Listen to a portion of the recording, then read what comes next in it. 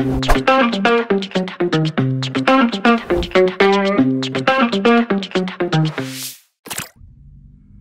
morning guys! Andito ako ngayon sa Philadelphia at bibili tayo ng Jollibee.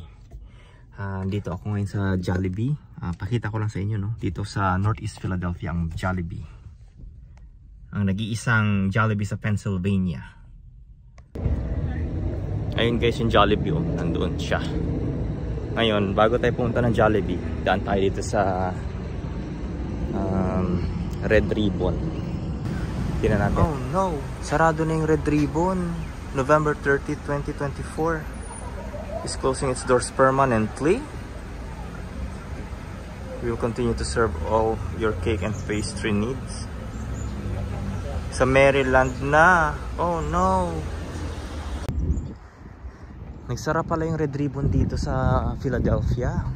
Jollibee na lang yung naiwan. Ay, sayang.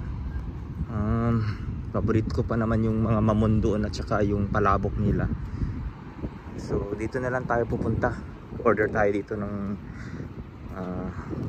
bilin ng ni Mrs. So parang walang tao yung Jollibee dito. Ayan. Konti lang yung tao. Nagkataon siguro na hindi busy sila ngayong araw. Ayan guys, nakabili tayo ng mango peach pie. 10 mango peach pie. Bumili ako ng yum burger, spaghetti, palabok.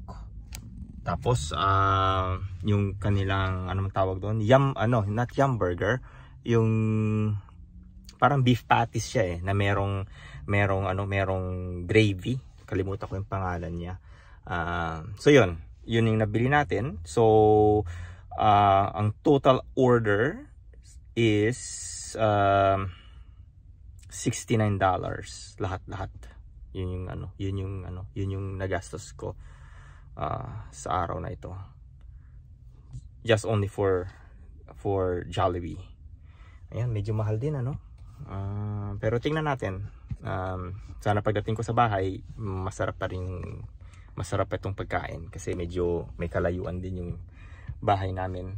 Okay, so kita-kita tayo mamaya sa bahay at titikman natin yung Jollibee. Ito na guys yung nabili kong peach mango pie. Pinainit ko lang kanina.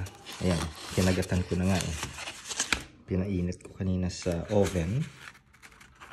Tingnan natin kung anong lasa. Of course, masarap.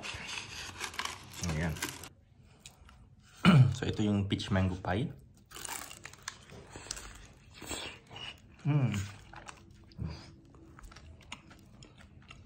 Very crunchy. Crunchy yung kanyang yung bread niya. Sarap. Maganda siyang pang dessert. Yan. Tapos ito naman yung yum burger.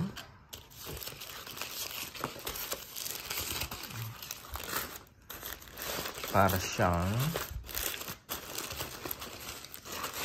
yan natin. Yan. Para siyang Burger King.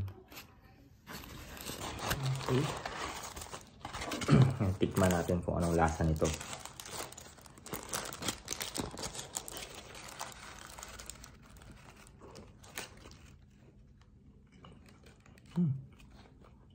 It's good.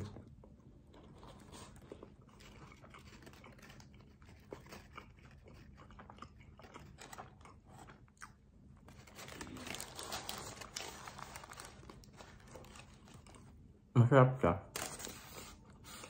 Lasang Pilipino na burger talaga. Nalalasahan ko yung garlic niya.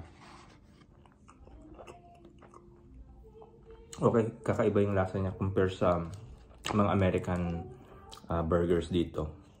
Mas gusto ko mas malasa yung Jollibee. Yung yum burger.